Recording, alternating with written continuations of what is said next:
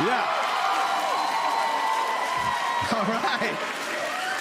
I chose Chicago for the special because I love Chicago. Matter of fact, I was here 4 years ago. I was out to get lunch, and I had an experience here in Chicago that I have never been able to get rid of, really. I haven't been able to shake it. I was sitting next to a couple, a guy and a girl, 2 people. They ordered 2 large pizzas, and they finished them. 2 people, they ordered 2 large pizzas. They finished all but a slice, okay? You ever sit next to people that are having a conversation, and you're listening, and what they're talking about, the words coming out of their mouth are so ridiculous that you feel in your heart that you have to butt in on behalf of society. At the end of this meal, the woman turned to her husband. She said, "Hun, don't even get the car. We'll walk it off." I was like, walk it off? Bitch, I hope you live in Kalamazoo, because crunching some numbers, carry the 2, you need to get going. You 2 need to leave now. Walk it off. I suggest a sensible shoe and a canteen. You have so far to walk. Walk it off. She's talking about it like it was a Charlie horse. I just watched you 2 eat 15 slices. A serving is 1. I didn't say that. I didn't say any of that. I'll tell you what happened. I stayed quiet, finished my whole pizza.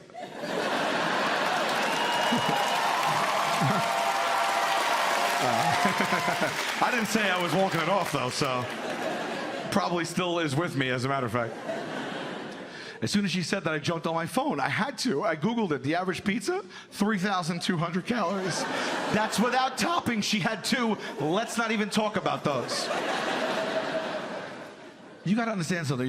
We walk 3 miles an hour as human beings, and in an hour we burn 160 calories. Which means that the woman from Chicago would have had to walk for 20 hours.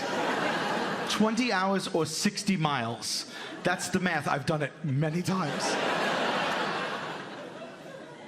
I've been alive for decades, okay? I lived in 7 locations. They've all been within 9 miles of each other. This woman has to walk the length of the Great Lakes because she wanted double sausage.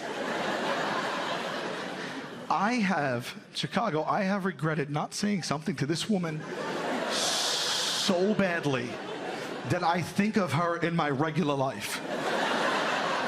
For 4 years, I have thought of this woman from Chicago. I think about her in the shower, when I'm trying to fall asleep, you know? I think about her when I walk. And I flew into Chicago yesterday, and I got like PTSD. I was like, Chicago, the woman! I am so obsessed that I didn't say anything. This is where I'm at with this situation, okay? If somebody invented time travel, I wouldn't even use that to like go back and save a bunch of people. I go 4 years ago, Wicker Park, in the pizzeria, and give this bitch these statistics.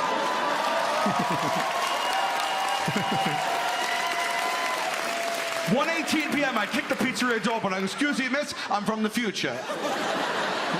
Are you prepared to walk until around this time tomorrow?" No? Well, then everybody in the pizzeria thinks you're being very unreasonable. Then I turn to myself and be like, "You two, put it down. It doesn't come off." I should walk more things off. I don't walk. I don't go out. I don't leave my house anymore, okay? I turned 30 years old, November 2006, and that's where it fell off for me. This is how much I dread going out, seriously. Recently, it was my best friend Mike's birthday. We've been friends for 34 years. I still didn't want to go out. Just to get me through the night of my best friend's birthday, for the first time in my life, I took a 5-hour energy. You have experience? Yeah? This is how bad I didn't want to go out. This is how much I dreaded. I took 2 5-hour energies. No, yeah, I don't need to read the directions. Because I know that clearly means I get 10 consecutive hours of evenly distributed energy that should subside right around that last minute. I had 10 hours of energy the second I swallowed. I basically did cocaine with vitamin B12. I would have punched a child if one came across me. I would have punched a little boy right in his mouth and then asked him if he wanted to start a crypto business. That's how quickly I was out of my gourd, okay? I took 42,000% of the recommended daily allowance of vitamin B12. I was like, it's my birthday now. We went out, we drank heavy on top of that. It was time to come home. I'm responsible. I took an Uber home, and the Uber was a 5-star ride, pristine. But when I got out of the Uber, I was so hopped up still on the energy and all the alcohol that I accidentally hit 1 star, and I hit submit. Let me finish. I'm neurotic as it is. He pulled away. I had a full meltdown. I was afraid I'd ruin this man's life. I was like, oh my God, this guy's gonna get fired from his Uber. I was thinking the worst. I was like, he probably has a baker's dozen worth of children. They all need braces, probably. I sat down at 4:15 in the morning on the stoop of a home that I didn't know who lived there. Wasn't me. And I swear to you, these words came out of my mouth. I went, oh my God, this guy's kids. And I realized at that moment, I'll go in the app. You can write to them if you have an issue. So that's what I did that night. I went into the app in that state of mind, in that condition, and I wrote to Uber to save this man and his children.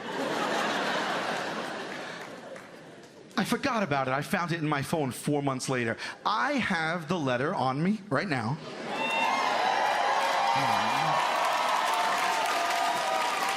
I'm going to read this to you guys. I need you to keep a few things in mind, okay? This is a combination of 600 minutes of energy, Tito's handmade vodka, and autocorrect. Autocorrect does some of the heavy lifting here. It starts off like this. To oobs it may concern. Next sentence. Everything's going great! All caps coming in hot. Coming in hot on that second sentence. All caps, 5 exclamations. Why am I pissed off all of a sudden?